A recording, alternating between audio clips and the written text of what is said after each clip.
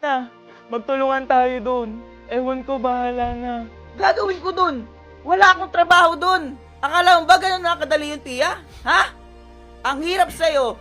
Masyado kang ambisyoso sa sarili mo. Sandali. Bakit? Bakit parang pinapalabos mo na parang ginagawa ko lang to para sa sarili ko?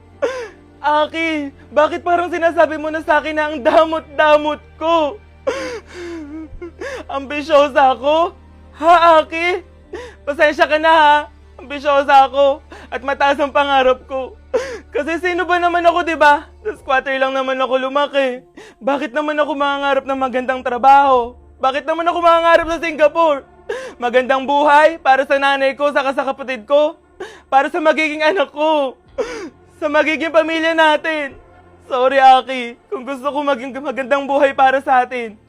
Kasi nakakapagod nang maging mahirap lang. Nakakapagod na yung kahit isang tuka, Aki. Nakakapagod na.